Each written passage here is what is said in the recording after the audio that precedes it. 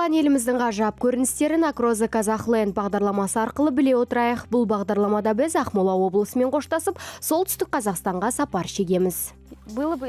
Сәл жылы болғанда.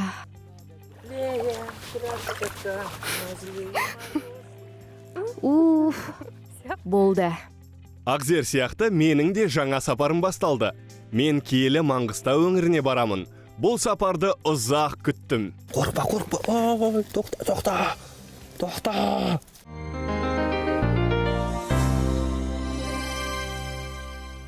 Бұл жолы мен Имантау-Шалқар курорттық аймағына барамын. Бұл Бурабай сияқты танымал емес, дегенмен тынығуға өте жақсы жер. Қазір бұл өңір дамып келеді. 273 шақырым жолды жөндегеннен кейін нәтиже жаман емес. Аймаққа келуші туристер 40%-ке артты. Былтыр кешенді Имантау-Шалқар курорттық аймағын дамытуға жоспар әзірленді. Ол жоспарда 10 бағытта 60 үлкенді кісілі іс-шара қарастырылған. Жалпы 2019-2025 жылға дейін осы іс-шараларды асырылуға 22 миллиард қаражат қарастырылуда. Биылдың өзінде бізде туристер көптеп келді. Негізгі сыртқы туризм болмағанмен, ішкі туризм әлдеқайда жақсы дамып, біздегі бүкіл туристік аймақтар демалушыларға толы болды. Бірақ блогер Алия Ахмалишева бұл пікірмен келіспейді. Оның айтуынша Қазақстан бұқаралық туризмге арналған ел емес. Сондықтан келген көптеген туристер Имантау-Шалқар курорттық аймағына зиянын тигізеді. Экологично мы называем. Экологичная жизнь, экологичный отдых. Таза экологиялық өмір, экологиялық демалыс аймағы, экологиялық тағам, бұлар қолайлы. Әрі адам ағзасына зиян емес дейміз. Өкінішке орай бізге келген туристер мұны түсінеме. Олар өзімшіл, әрі тәрбиесі де басқа. Олар бәрі маған қызмет етуі тиіс деп ойлайды. Ал мұны жергілікті тұрғындардың қаламасы анық. Туған жерді қадірлеу керек деген ұғым бар. Бұған дейін де берген сұхбаттарымда айтып жүрмін. Қазақстанды ұлттық саябақ қылу керек. Экологиялық таза деген сөзді түсініп, айналасына зиянын тигізбейтін табиғатты аялай білетін туристерге ғана жол ашуымыз керек. Территорию Казахстана я бы объявила национальным парком и жесткой системой фильтрации пускала бы только тех осознанных экологичных туристов, настоящих туристов, кто умеет и увидеть прекрасное в малом, ну и не оставить после себя ничего плохого. Мен Алияның пікіріне қосыламын. Туған жерді қадірлеу керек, табиғатты аялайық, достар. Біз міне Шалқар көліне келіп тұрмыз. Айта кетейік, елімізде Шалқар атты 3 көл бар. Бірі Орал аймағында, екіншісі Ақтөбе облысында. Енді бірі міне өзіміз көріп тұрған солтүстік Қазақстандағы Шалқар көлі. Бұл Көкшетау қаласынан 70 шақырым жерде Айыртау тауының көркем аймағында орналасқан. Өзеннің суы тұздылау екен, теңіздің суына жақын. Яғни мұндағы балшық емдік деген сөз. Бұл жерге келуші демалушылар, туристер дәл сол балшықты өздері арнайы өзеннің түбіне түсіп, жаңағы керек балшықты өздеріне өздері алады. Оны арнайы алып беретін ешқандай маман жоқ. Естуімше, Шалқардың балшығы мен суының емдік қасиеті ағынсыз болуында және ерте көктемде бірнеше жылғалар құйылған кезде арта түседі екен. Көл суының мөлдірлігі сондай, түбі 2 метр тереңдікте көрінеді. Міне қараңыздаршы, көлдің ұзындығы 12 шақырым, ені 3 шақырым, ал тереңдігі 15 метрге дейін жетеді. Экологтардың бақылауы бойынша көлдің деңгейі соңғы 10 жылдықта бірнеше метрге төмендеген. Бірақ бұл қазақстандықтардың көлде демалуына, суда жүзуіне еш кедергі келтірмейді екен. Я путешествую глазами и получаю удовольствие. Бұл жерге келгенде керемет сезімге бөленіп шабыттанамын. Шалқарға келіп, қуат алудың өзі бір ғанибет. Егер адамдар қаласа, осында ерекше демалуға болады. Егер су процедураларын жақсы көретіндер болса, осы жерге келгендері дұрыс. Бір қиыны мұнда су салқын болады. Сондықтан абай болу керек. Әсіресе балаларды қатаң бақылаған жөн. Олар тоңғанын білмей, шомылып жүріп суық тигізіп алуы мүмкін. Бұған қоса көлдің тереңдігін, мұндағы жартастарды, амал тәсілдерді жан-жақты қарастырған жөн. Подходы, глубина, скалы, вот это вот все нужно, безусловно, предусмотреть. Футбол добымен қақпа балаларды судан шығарудың әдісі. Біз құмдағы тартысты ойынды тамашаладық.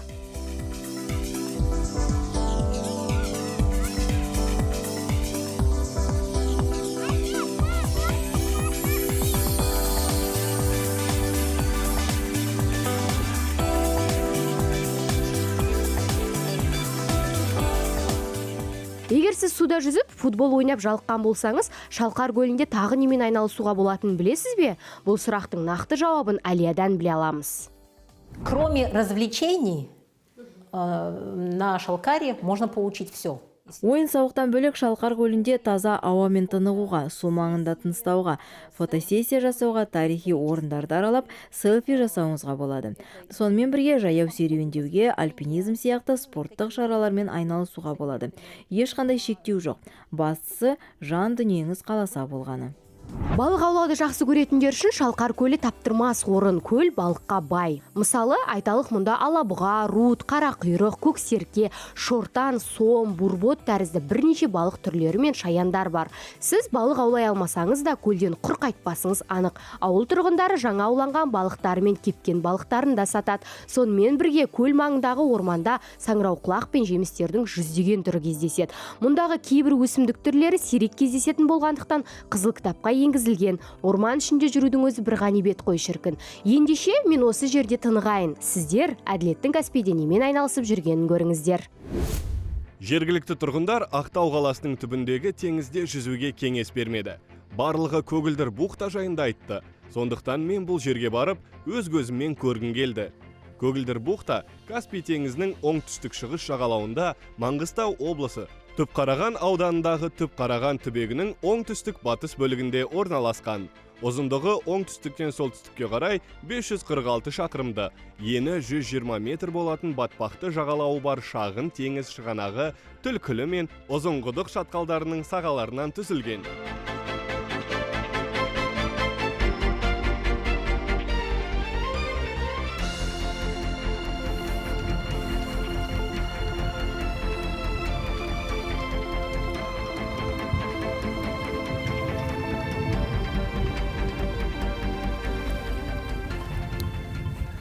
Бұл не деп ойлап тұрған шығарсыздар?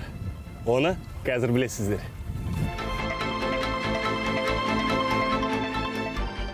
Қазір мен сіздерге көгілдір бухта туралы айтып беремін. Бухтаның оңтүстік аймағынан орта ғасырда салынған тас қабырғаларды көруге болады. Ал жағажайдың солтүстік бөлігінде көп қатарлы жол бар. Бір кездері бухта бойымен Форт Шевченкоға апарып сату үшін арбамен балық тасыған деген ақпарат бар. Шайтан саусақ. Бұл жалғыз тұрған тау жынысы. Батылдықпен суға секіретін адамдар үшін нағыз адреналин. Бірақ бұл өте қауіпті. Дегенмен де қандағы адреналин үшін не істемейсің? Бұл қызықты табиғи орын бухтадан 500 метр қашықтықта орналасқан. Жаяу 10 минут жүруге болады. Жағалаудың бүйіріндегі тастың кішкене үңгірі бар. Бұл табиғи орынның жанында ұзындығы бірнеше шақырым болатын жағажайдың тар жолағы орналасқан. Мұнда үлкен тастарда күнмен, сумен жылтыратылған әк тастың қызғылт блоктары бар. Жартастардың бедерінен табиғаттың өзі жасаған тас кесінділерін көруге болады. Көгілдір шынағындағы шайтан саусақ маңындағы су тіпті қатты дауыл болса да ластанбайды екен. Бар мәселе құмның құрамында. Бұл құм негізінен теңіз қабықтарынан және де шексіз толқындық шоқыларынан тұрады екен. Ал олар өте ауыр. Оларды тіпті желдің өзі көтере алмайды екен. Ібілістің саусағына аквалангпен суда сүңгігенді жақсы көретіндер келеді. Сүңгушілер бұл жартасты ауданды теңіз суы мөлдір болғандықтан жақсы көреді. Бұл аттракционның тағы бір ерекшелігі бар. Егер сіз шайтан саусаққа сыртынан қарасаңыз, онда адамның профилін көресіз. Оңға немесе солға жылжығанда, оның жымиғанын немесе қабағын түйгенін көресіз. Табиғаттың таңғажайып құпиялары.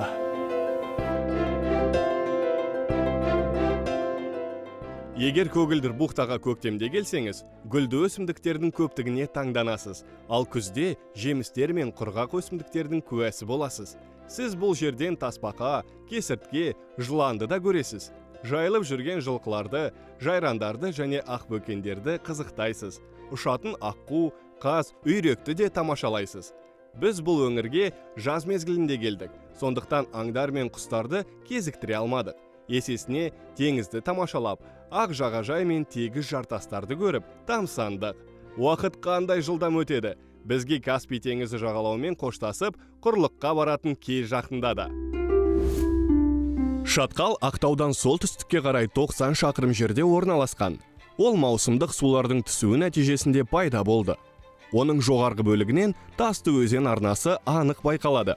Оны 13 метрлік жартас үзіп тастайды. Шатқал жоғарғы және төменгі каскадтан тұрады. Шатқалдың шетінде иесіз қалған балықшылар ауылы орналасқан. Біз Маңғыстау облысындағы Саура сайындамыз. Бұл жерде ерекше мекендейтін бір жануар бар. Қазір барып, соны көреміз. Мынау реликті батпақ тасбақасы. Саура көлінде тіршілік ету оларға оңай емес, күрделі жағдайлар кездеседі. Бұл маңдағы шаруаларға да оңай емес. Бір жағынан малын суару керек, екінші жағынан жағалауда тасбақалардың жұмыртқалары бар. Көл маңындағы жалғыз құмды жағажайда мал таптайды. Сондықтан батпақты тасбақалардың жойылып кету қаупі бар. Экобелсенділер бұл мәселені қоршау салу арқылы шешуге тырысқан. Ал біз ондай қоршауды таба алмадық. Бірақ мен жергілікті жердің жануарларын көру бақытына ие болдым. Мен жақында қызықты бір ақпарат оқыдым.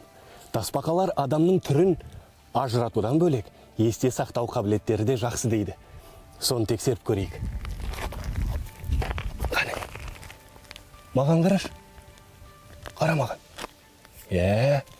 Жақсылап тұрып, есіңде сақтап ал.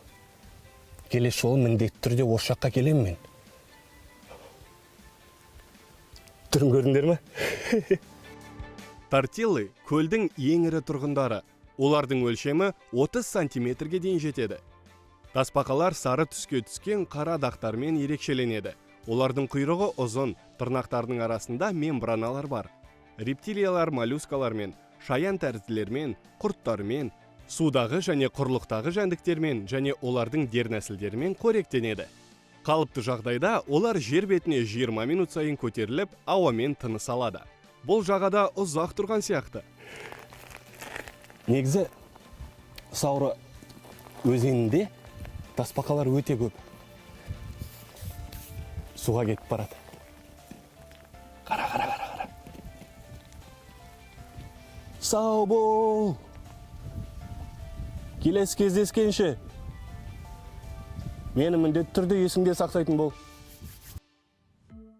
Айналасындағы шөл табиғатымен салыстырғанда шатқалдың бай өсімдік қоры, ауыз суы мен ерекше жұмсақ микроклиматы бар. Көлдің тереңдігі 5 метрді құрайды, бірақ жаздың ыстық болуына байланысты өте таяз болады.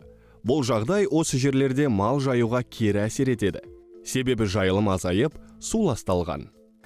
Саура сайында теңіз жағалауынан орналасқан ең алыс таза тұщы су көзі бар. Достар, оған бірге қамқор болайық.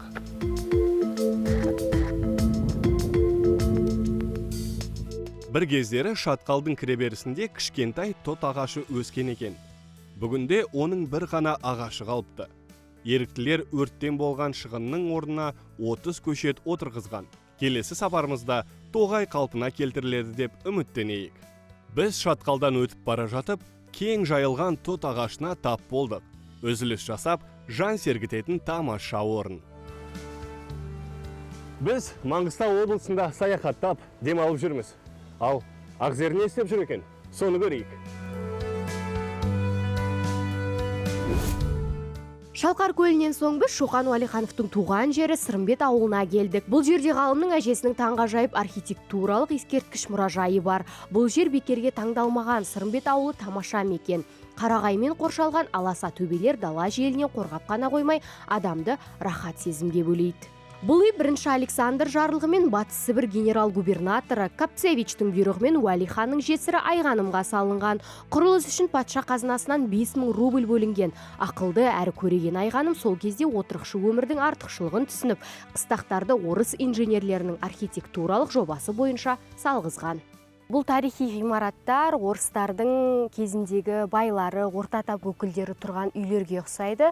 Дәл осы қоныс кезінде өртеніп кеткен екен, себебі ағаштан болғандықтан. Ал 1993 жылы Қазақстан Республикасының үкіметінің қаулысымен қайта жаңартылған. Енді бұдан бір ғана шешім шығара аламыз, үйді толықтай ағаштан салмау керек. Бұл үйдің сонда осындай болғандығын кім айтқан, дәл осылай болды деп адамдарға оны қалай кейіннен мысалы көзі жоқ Балалық кезде. шағында Шоқан Уәлихановтың суреті бар. Айғаным қонысының суреті. Сол суреті бойынша, кішкентай баланың суреті бойынша, осы Айғаным қонысының картасын салды. Проектін салды. Қай жылы салынды ол проект? 93 3 жыл осында қазба жұмыстары жүргізілді. 80-ші жылдан бастап. Содан кейін 93 жылы қайтадан қалпына келтірген осы Айғаным қонысы. Оған дейін ол жоқ болды, иә? Оған дейін ештеме болған жоқ. Бұл жерде, Бұл қоныс 1993 жылы еліміз бірінші президенті Нұрсұлтан Әбішұлы Назарбаевтың тікелей қатысуымен және Қырғызстан, Өзбекстан президенттерінің келуімен салтанатты түрде ашылған болатын. Сол күннен бастап қоныста қызмет атқаруда. Сарай ауданы 4000 шаршы метрден асады. Сырты қоршалған кең сарайда қонақ үй, қызметшілерге арналған үй, мектеп, монша, шаруашылық ғимараты және мешіт пен медресе бар. Ашып өзіңіз кіре беріңіз. Аяқ киім шешу керек па мұнда? Шешкеніңіз дұрыс шығар. Шеше салайық жарайды. Осында 3 бөлмеден тұратын мешіт, минарет, азан шақыратын жер.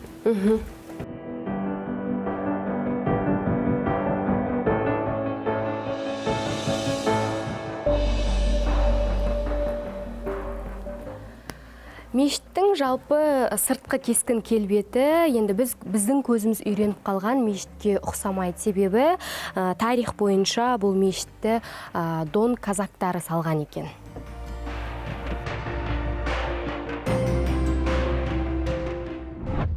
Негізі мешіттің орналасуында сәл қателік бар. Тіпті кітапта да жазылған. Мешіттің дұрыс салынбағандығы Айғанымға да ұнамаған. Мешіт Меккеге қарап тұруы керек болған. Бәлкім құрылыс кезінде қателік кеткен болар. Шоқан Уәлихановтың әжесі Айғаным апамыз енді ханшайым болғанына қарамастан өте қарапайым адам болған екен. Өйткені дәл осы мешітте қызмет жасайтын молда тек қана ханның балаларын ғана оқытпаған. Сол Айғаным анамыздың рұқсатымен, қалауымен осы жан-жақта тұратын ауылдың балалары келіп те дәл осы жерде білім алған екен. Көреген әрі білімді Айғаным өнерді қастерледі. Білім ғылымға құштар болды. Сондықтан медреседе ұстаздар балаларды тек діни білім беріп қана қоймай, жаратылыстану мен басқа да ғылымдар негіздерін оқытып, орыс тілін үйретті. Бұл сол уақыттағы ауыл балаларының білім көкжиегін кеңейтулеріне таптырмас мүмкіндік еді. Осы үйде Шоқан Уәлихановтың балалық шағы өткен, яғни ол әжесі Айғанымның қолында 12 жасына дейін осы үйде тұрған екен. Енді үй өртеніп кеткеннен кейін қайтадан жаңағы реконструкция жұмыстары жүрген сәтте архитекторлар барынша сол болған дүниелерді қайталауға тырысқан екен. Енді тұрған үйлеріңізде өздеріңіз көргендей жиһаздар өте сондай әдемі, көзге әсерлі, сондай әдемі жиһаздарыңызды 19 ғасырдың стиліне сәйкес етіп, арнайы Өскемен қаласында ағаштан жасап, ойып әкеліп жасалып қойылған жаңа өздеріңіз көрдіңіздер. Сондай-ақ маған осында жүрген гидтің айтуы бойынша дәл осы жол сандық Шоқан Уәлихановтың өзі жолға ұстап жүрген сандығы, яғни пайдаланған заты екен.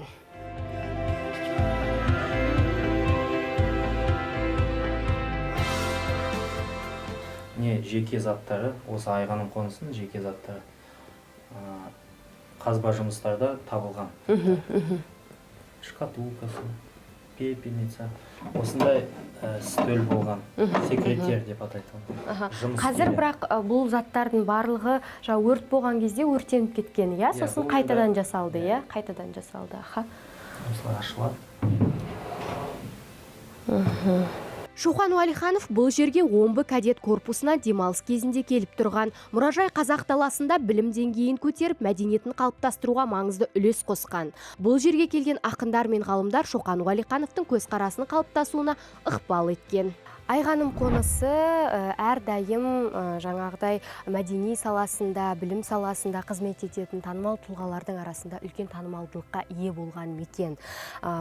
Семенов, Тяньшанский, Усов сынды ғалымдар, сондай-ақ Орынбай, Арыстанбай, Шөжек, Жанақ секілді ақындар да дәл осы жерге келіп, осы жердің тарихымен танысқан екен.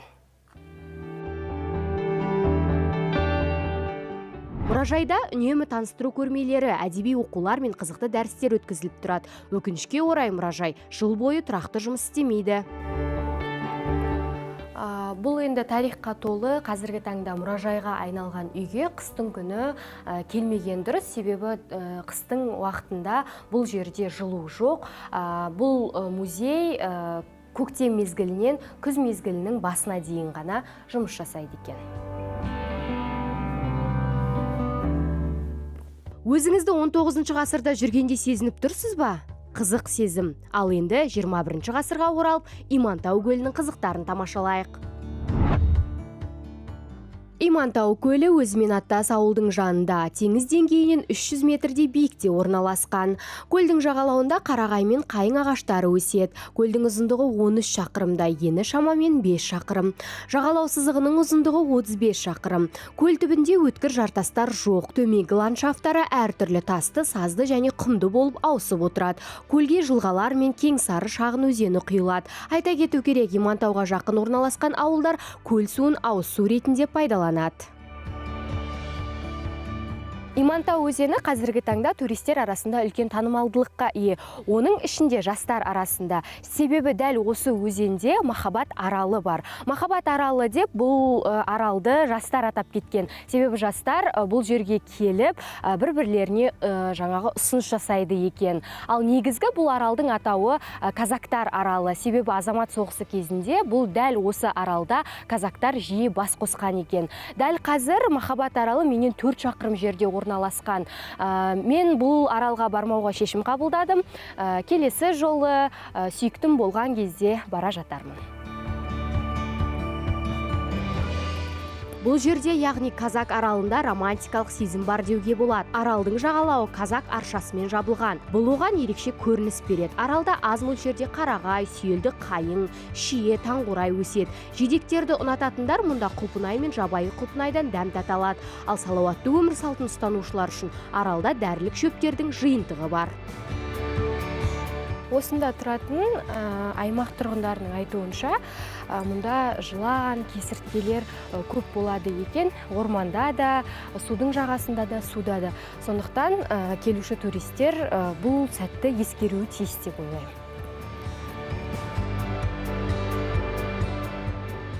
Айтпақшы, жақында Имантау қаласына келуші туристердің қатары көбейді. Өйткені Имантау шалқар курорттық аймағы Қазақстанның туристік бағыттары бойынша алғашқы ондыққа кіріп, бұқаралық ақпарат құралдарында кеңірек насихаттала бастаған. Былтырғы ресми дерекке қарасақ, бізде негізі 65 мың турист демалғанда, оның 15% шетелдік туристер болды. Ол негізгі туристеріміз бізге шекаралас Ресей ден келген туристер, қала берді Европадан келген туристеріміз. Мұнда туристерге селфи тур ұнайды дейді. Маған да бұл идея ұнады. Мен қай жерге барсам да суретке түскенді жақсы көремін. Біздің фотокадрлар бөліміміз менің сүйікті бөлімім. Ендеше мен сияқты суретке түсіп, оны Across the Kazakhland хэштегімен әлеуметтік желілерге жүктеңіз. Бәлкім сізге керемет сыйлық бұйырар. Айтпақшы, маған табиғаттың тазалығы мен ерекшелігі ұнады. Өзімді осы жерді тұңғыш рет ашқандай сезініп тұрмын. Бізде ең негізгі құндылығымыз, мақтанышымыз ол әрине Алланың берген табиғаты деп білем. Өйткені мынау майлы, қарағайлы орманда серуендеген қандай жақсы. Я болмаса мынау ең әдемі, таза көлдердің бір болып есептелетін Имантау көлінде бір шомылып шыққаның өзі бір тамаша дүние деп білемін.